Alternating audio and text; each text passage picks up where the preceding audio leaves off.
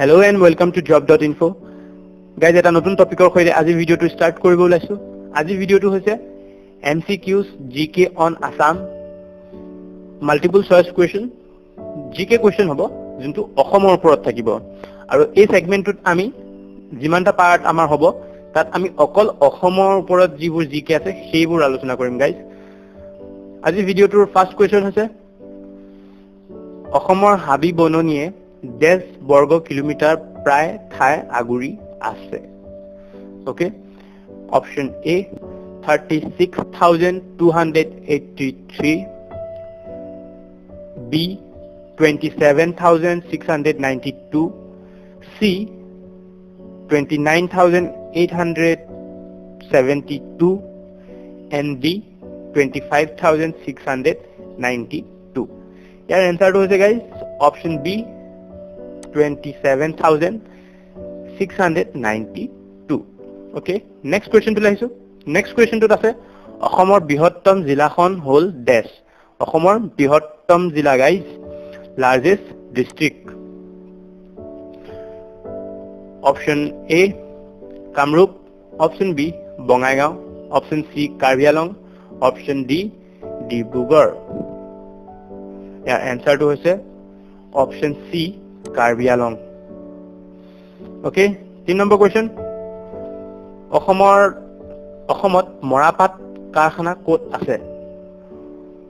Option A Duliajan, option B Silghat, option C Dibrugarh, option D Namrup. ইয়াৰ answer হৈছে option C Dibrugarh. 4 number কুৱেশ্যনটোলৈ আহিছো। 4 নম্বৰ কুৱেশ্যনটোত আছে কাজিৰঙা ৰাষ্ট্ৰীয় উদ্যানৰ তলত দিয়া কোনবিধ অৰণ্য পোৱা যায়? অপশন এ তৃণভূমি আৰু সাভানা, অপশন বি ক্ৰান্তীয় অৰ্ধ সেউজীয়া চিৰসেউজীয়া অৰণ্য, অপশন সি উপক্ৰান্তীয় বহল পাতৰ পাৰ্বত্য অৰণ্য, অপশন ডি উপকূলীয় আৰু জলা অৰণ্য। ইয়াৰ এনসাৰটো হৈছে অপশন এ তৃণভূমি আৰু সাভানা।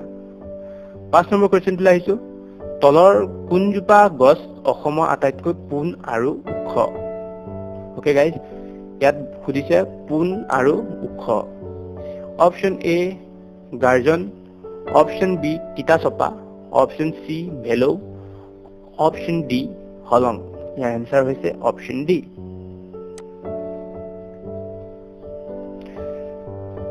ছয় নম্বৰ কুৱেশ্যনটো লাইছো।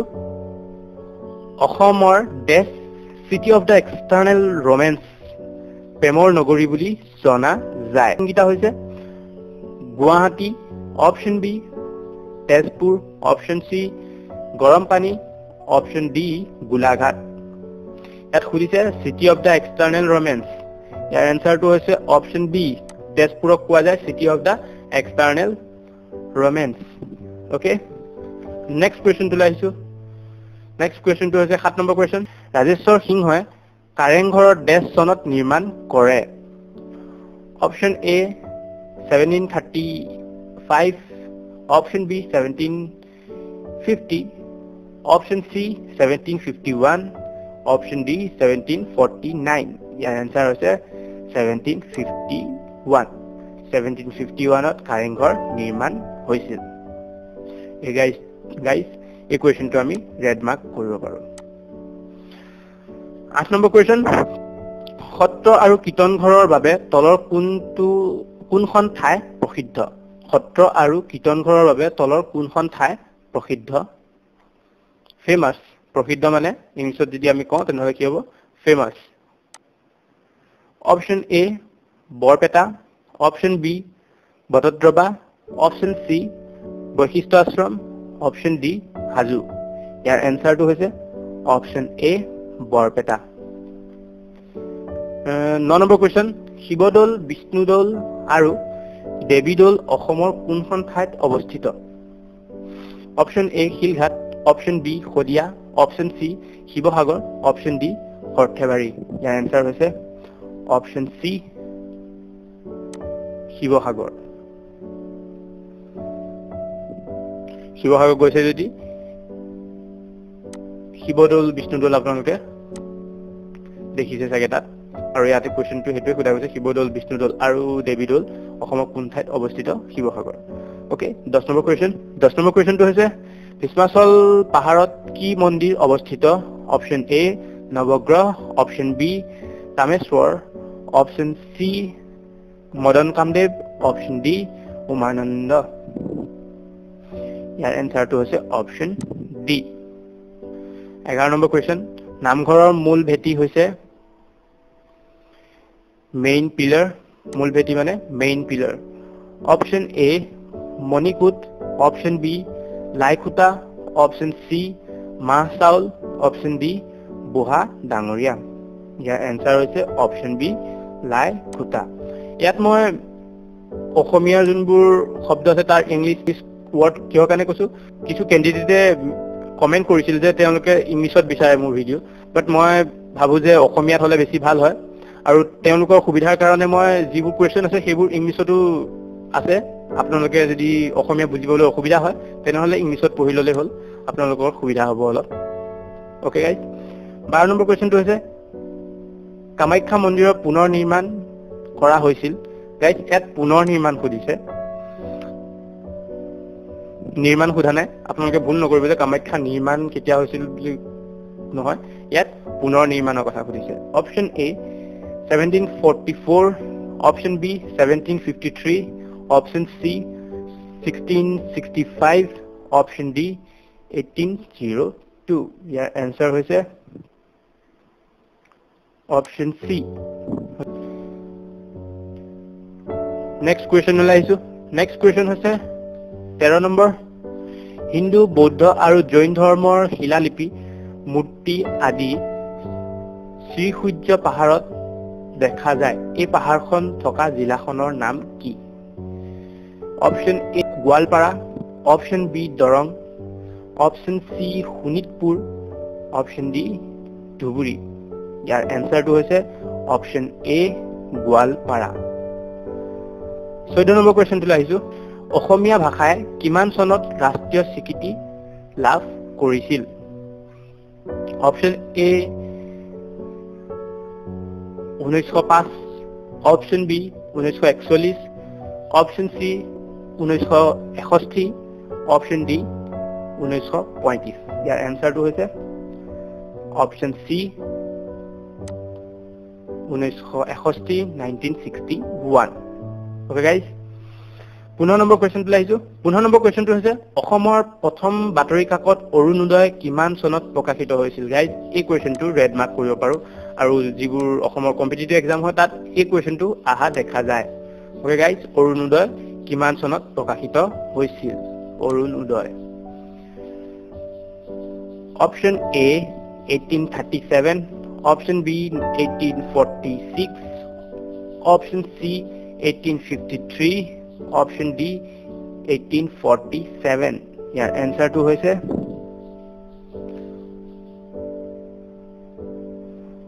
অপচন বি 1846 ওকে নেক্সট কোৱেশ্চনটো আহিছো নেক্সট কোৱেশ্চনটো হৈছে 16 নম্বৰ কোৱেশ্চন 16 নম্বৰ কোৱেশ্চনটোত আছে কি প্ৰথম অসমীয়া মাহেকীয়া আলোচনী জোনাকী প্ৰথমবাৰ কলিকতাৰ পৰা প্ৰকাশিত হৈছিল কিমান চনত প্ৰকাশিত হৈছিল সেইটো খুদিছে option A 1889 option B 1890 option C 1858 option D 1859 ইয়াৰ এনসাৰটো হৈছে option A 1889 okay guys Jonaki যোনখন মেগাজিন আছিল বা যোনখন আলোচনী আছিল সেইখন প্ৰথম আমি ক'ৰ পৰা প্ৰকাশিত হৈছিল কলিকতাৰ পৰা এইটো কথা মনত ৰাখিব আৰু নেক্সট চনটো মনত ৰাখিবলৈ ট্ৰাই কৰিব আৰু এই কোৱেশ্চনটো ৰেড মাৰ্ক কৰিব পাৰি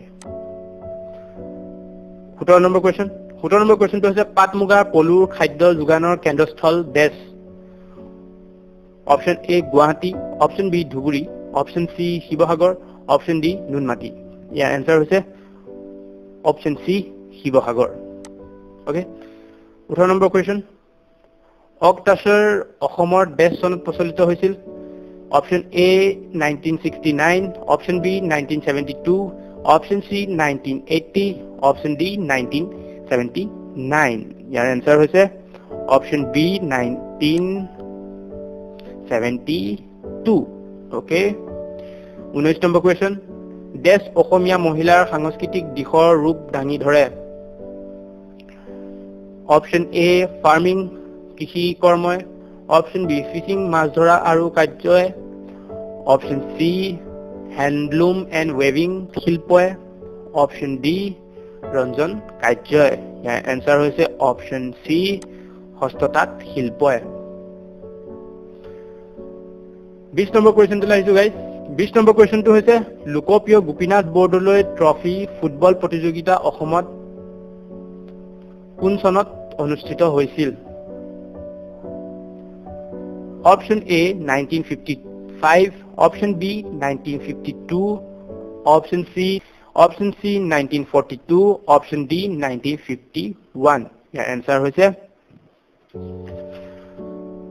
অপশন বি 1952 এইটো আমি ৰেড মাৰ্ক কৰিব পাৰো গাইস 21 নম্বৰ কোৱেশ্চন অসম ক্ৰীড়া দিৱস ডেছ চনত হয় আসাম স্পোর্টস ডে কেতিয়া সেলিব্রেশন করা হয় option A 5th December option B 8th November option C 17th October option D 16th March ইয়াৰ आंसर টো হৈছে অপশন সি 17th অক্টোবৰ এইটো কোৱেশ্চন গাইস আমি ৰেড মাৰ্ক কৰিব পাৰো আসাম স্পোৰ্টস ডে কেতিয়া সেলিব্ৰেশন কৰা হয় 17th October okay 22 number question Bordoloi trophy প্ৰতিযোগিতা প্ৰথমবাৰ দূৰদৰ্শনত ৰাষ্ট্ৰীয় সম্প্ৰচাৰ হৈছিল ব্ৰডকাষ্ট কেতিয়া হৈছিল বৰদলৈ ট্ৰফি প্ৰতিযোগিতা সেইটো খুদিছে ইয়াত option A 1991 option B 1995 option C 1993 option D 1996 ইয়াৰ आंसर টো হৈছে 1993 23 নম্বৰ কোৱেশ্চনটো হৈছে কোন চনত গুৱাহাটীত সৰ্বপ্ৰথম এদিনীয়া আন্তৰ্জাতিক ক্ৰিকেট প্ৰতিযোগিতা খেল অনুষ্ঠিত হৈছিল মানে ওয়ান ডে ইন্টাৰনেশ্যনেল ক্ৰিকেট কেতিয়া কোন চনত গুৱাহাটীত হৈছিল Option A 1921, Option B 1935, Option C 1979, Option D 1983. Yeah, answer to is Option D 1983. So, this number question. Bordoloi trophy প্ৰতিযোগিতাত প্ৰথম সংস্কৰণত কেইটা দলে অংশগ্ৰহণ কৰিছিল ফাৰ্স্ট যেতিয়া হৈছিল তেতিয়া কেইটা দলে পাৰ্টিসিপেট কৰিছিল option A 10 teams Option B 16th, Option C 13th, Option D 12. Yeah, answer to is Option B 16th. 25 number question. Assam Hockey Association গঠন হৈছিল ডেছ চনত Option A 1958, Option B 1955, Option C 1953, Option D 1960. Yeah, answer to is Option B 1955. Okay guys.